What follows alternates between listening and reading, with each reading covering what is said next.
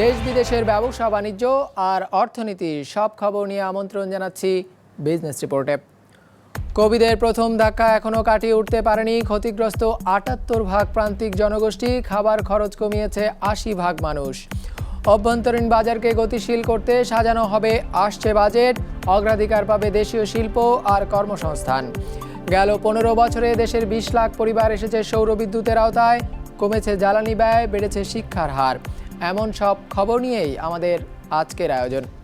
২০২০ সালে কোভিডে ক্ষতিগ্রস্ত ৭৮ ভাগ প্রান্তিক জনগোষ্ঠী এখনও ঘুরে দাঁড়াতে পারেনি।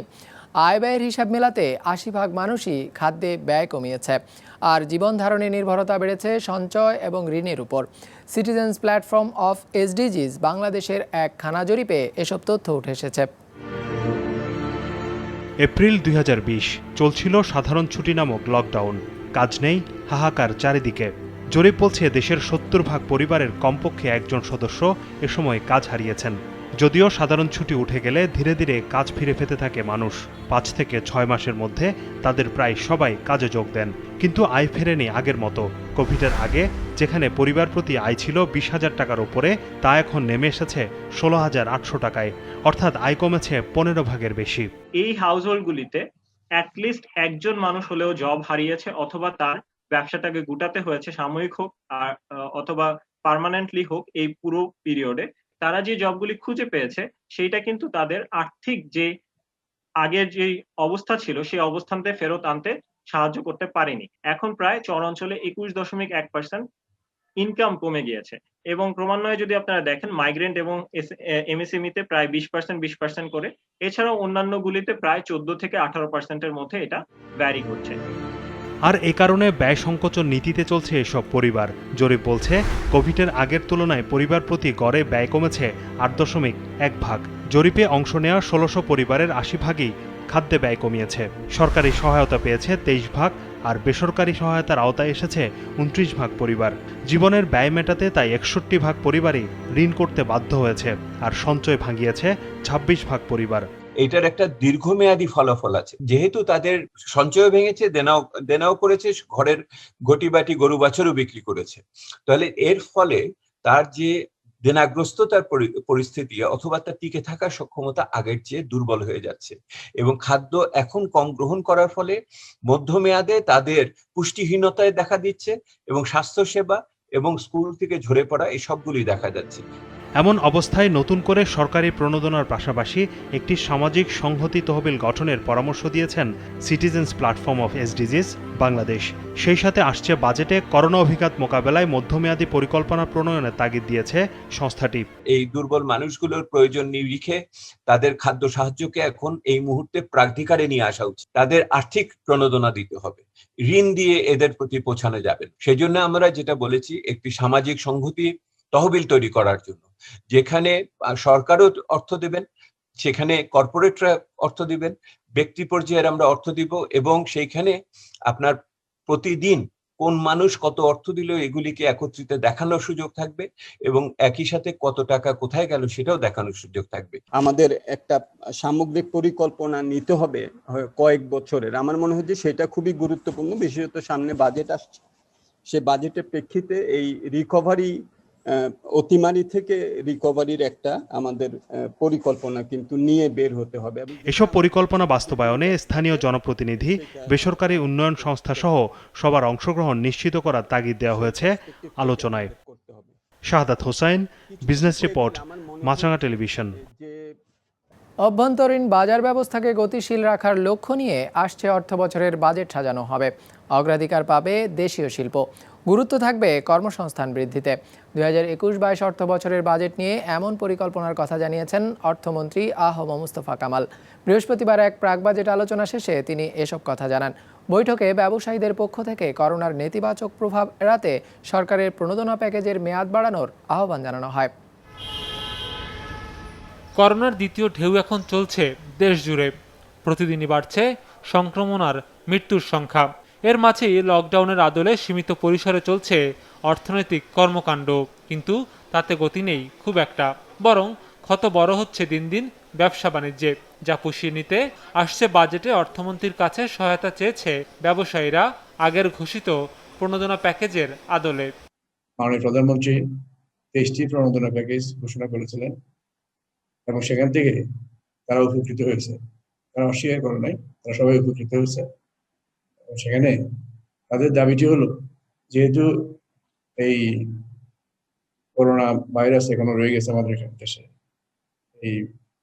যেহেতু এই সমস্যাটি এখনো তাদেরকে মোকাবেলা করতে হচ্ছে, তাদের দাবিটি হচ্ছে সেটাকে আরো সময় বাড়ানো যায় কিনা। এটা হচ্ছে তাদের মূল দাবি হলো, এটাকে আরো এক্সটেন্ড করা যায় কিনা। এই সুযোগ সুবিধাগুলো তারা পাচ্ছিলেন সেগুলোকে আরো সময় বাড়ানো যায় কিনা। ভার্চুয়াল ওই প্রাক বাজেট আলোচনায় অর্থমন্ত্রী এ বিষয়ে কোনো আশ্বাস দেননি। জানিয়েছেন প্রয়োজনে প্রধানমন্ত্রী এ সংক্রান্ত সিদ্ধান্ত নেবেন। বলেছেন কোভিডের নেতিবাচক প্রভাব যাতে অর্থনীতিতে দীর্ঘমেয়াদে না পড়ে সে সংক্রান্ত নীতি গ্রহণ করা হবে বাজেটে। থাকবে দ্রুত উত্তরণের উদ্যোগও, যাতে সরকারের রাজস্ব আয় আর কর্মসংস্থান দুটোই বাড়ানো যায় একসাথে। আমাদের উদ্দেশ্য হচ্ছে একদিকে আমাদের রেভিনিউ জেনারেট করা, রেভিনিউ জেনারেট করতে গিয়ে আবার যেন জনগণ যেন ক্ষতির মুখোমুখি না চলে আসে, সেটা আমাদের লক্ষ্য রাখতে হচ্ছে। আমি আবারও বলবো, আমাদের ডোমেস্টিক ইন্ডাস্ট্রিকে আমরা আরো বিকশিত করতে চাই। ডোমেস্টিক ইন্ডাস্ট্রি বিকশিত হলে সেখান থেকে আমাদের এমপ্লয়মেন্ট সৃষ্টি হবে, আমাদের রেভিনিউ জেনারেশনেরও আমাদের সহজলভ্য হবে। প্রথা অনুযায়ী জুন মাসের প্রথম বৃহস্পতিবার জাতীয় সংসদে 2021-22 অর্থ বছরের বাজেট পেশ করবেন অর্থমন্ত্রী। তার আগে এ নিয়ে ব্যবসায়ী আর বিশ্লেষক সহ সব শ্রেণী ও পেশার প্রতিনিধিদের সঙ্গে তার বৈঠক করার কথা রয়েছে। সৌরভ রহমান, বিজনেস রিপোর্ট, মাছরাঙা টেলিভিশন। গেল 15 বছরে 41 লাখ সোলার হোম সিস্টেম স্থাপন হয়েছে দেশে। এতে করে 20 লাখ পরিবার বিদ্যুৎ সুবিধার আওতায় এসেছে, যা মোট গ্রামীণ জনগোষ্ঠীর 16 ভাগ। এমন তথ্য উঠে এসেছে বিশ্বব্যাংকের living in the light the Bangladesh solar home system story শীর্ষক প্রতিবেদনে। ইমতিয়াজ হাসানের রিপোর্ট। বিদ্যুৎ সংযোগের বাইরে থাকা জনগোষ্ঠীকে আলোর মুখ দেখাতে 2003 সালে শুরু হয় সোলার হোম সিস্টেম প্রকল্প। তারপর বিশ্বব্যাংকের সহায়তায় 5 বছরে মাত্র 62,000 পরিবারে সোলার হোম সিস্টেম স্থাপনে সক্ষম হয়েছে সরকার। কিন্তু পরের 10 বছরে এক্ষেত্রে উল্লেখযোগ্য অগ্রগতি হয়েছে। বিশ্বব্যাংক বলছে, নবায়নযোগ্য জ্বালানির ব্যবহার বৃদ্ধিতে বাংলাদেশের ভূমিকা অনুকরণীয়। Let me begin by congratulating the government of Bangladesh and the partner organizations for enabling 2 million rural households to access electricity in a cost-effective and environmentally sustainable manner. It means more study time for children, more income as rural shops and markets remain open longer, and less indoor air pollution, increased mobility and sense of security for women, more jobs created for the local people through the installation and services of this solar home system. Infrastructure development company limited IDCOL বলছে, দেশে solar home system বাস্তবায়নে বড় challenge ছিল প্রযুক্তিগত সীমাবদ্ধতা। Solar system ক্রয়ে প্রান্তিক জনগোষ্ঠীকে আগ্রহী করা ও তাদের অর্থায়নের ব্যবস্থা করতেও বেগ পেতে হয়েছে। So understanding the technology was the first challenge for ITCOL, I would say. And then, of course, the supply chain. I mean, where to find this? Who will be supplying this, the technologies and peripherals? And, of course, the skilled manpower. I mean, who will be supporting this program? দেশে মোট উৎপাদিত বিদ্যুতের মাত্র 1 ভাগ নবায়নযোগ্য উৎস থেকে আসে। শিগগিরই যেটিকে 10 ভাগে নেয়ার লক্ষ্য ঠিক করেছে সরকার। এজন্য উন্নয়ন সহযোগী সংস্থাগুলোকে সহায়তা ধারাবাহিক রাখার আহ্বান জানিয়েছেন বিদ্যুৎ প্রতিমন্ত্রী।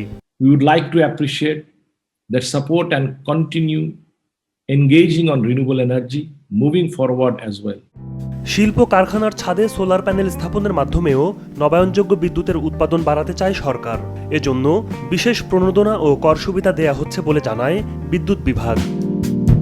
ইমতিয়াজ হাসান, বিজনেস রিপোর্ট, মাছরাঙা টেলিভিশন।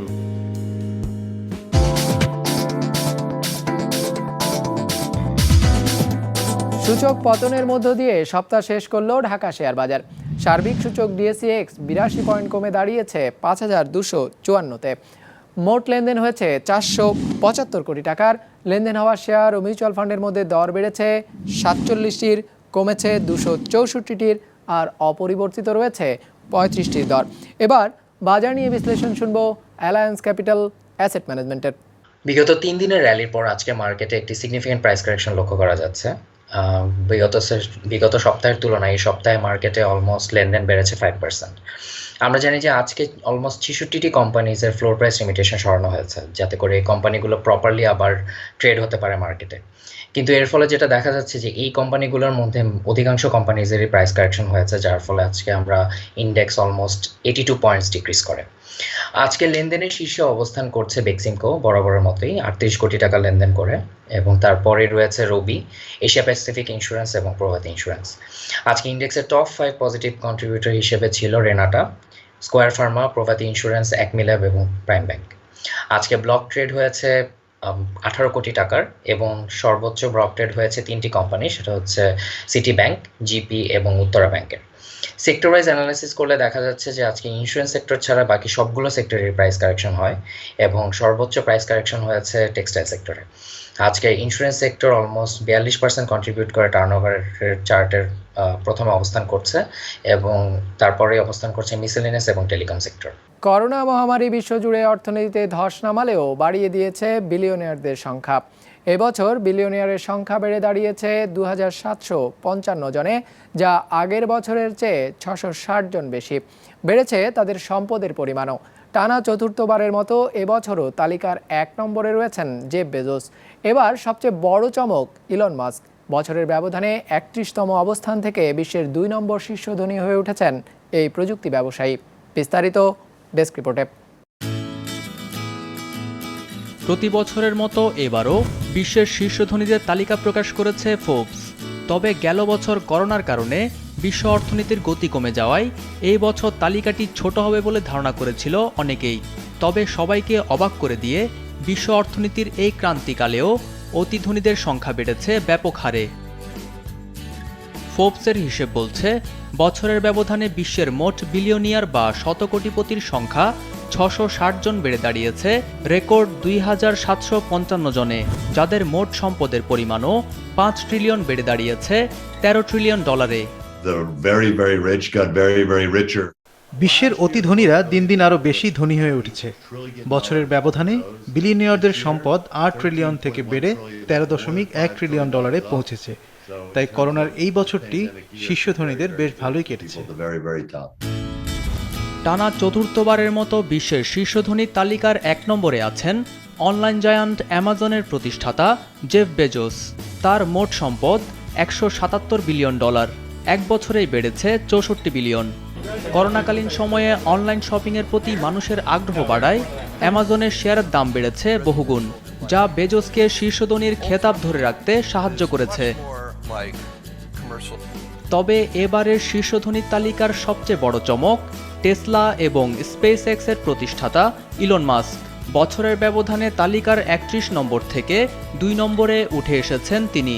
মাস্কের মোট সম্পদ $151 বিলিয়ন, যা আগের বছর ছিল মাত্র 24 বিলিয়নের মতো। অর্থাৎ এক বছরে তার সম্পদ বেড়েছে 126 বিলিয়নের বেশি। এ সময়ে টেসলার শেয়ারের দাম 705 ভাগ বাড়ায় এমন ফুলে ফেঁপে উঠেছে ইলন মাস্কের সম্পদ। তালিকার 3 নম্বরে আছেন বিলাসপণ্য প্রতিষ্ঠান LVMH এর চেয়ারম্যান বার্নার্ড আর্নল্ড। আগের বছরের চেয়ে তার সম্পদ প্রায় দ্বিগুণ বেড়ে দাঁড়িয়েছে $150 বিলিয়ন। তালিকার 4র্থ স্থানেই আছেন মাইক্রোসফটের সহ প্রতিষ্ঠাতা যুক্তরাষ্ট্রের বিল গেটস। মোট সম্পদ $124 বিলিয়ন। 5ম স্থানে আছেন শীর্ষ সামাজিক যোগাযোগ মাধ্যম ফেসবুকের প্রতিষ্ঠাতা মার্ক জাকারবার্গ। এবছর তার সম্পদ 42 বিলিয়নের মতো বেড়ে দাঁড়িয়েছে $97 বিলিয়ন। তবে 1993 সালের পর প্রথমবারের মতো শীর্ষ 5 হতে ছিটকে পড়েছেন বিনিয়োগ গুরু খ্যাত ওয়ারেন বাফেট, যদিও তার সম্পদ আগের বছরের চেয়ে 28 বিলিয়নের বেশি বেড়েছে। প্রায় সমপরিমাণ সম্পদ নিয়ে তালিকার 7ম এবং 8ম অবস্থানে আছেন ওরাকলের সহ প্রতিষ্ঠাতা ল্যারি এলিসন এবং গুগলের সহ প্রতিষ্ঠাতা ল্যারি পেজ। আর $89 বিলিয়ন সম্পদ নিয়ে 9ম স্থানে আছেন গুগলের আরেক সহ প্রতিষ্ঠাতা সের্গেই ব্রিন। তবে গেল বছর 7ম অবস্থানে থাকলেও এবছর তালিকার 10ম স্থানে রয়েছেন এশিয়া এবং ভারতের শীর্ষ ধনী মুকেশ আম্বানি। তার মোট সম্পদ $84.5 বিলিয়ন। এবছর নতুন করে বিলিয়নিয়ার ক্লাবে প্রবেশ করেছেন 493 জন। আর এবারও বিশ্বের সবচেয়ে বেশি শতকোটিপতি যুক্তরাষ্ট্রের।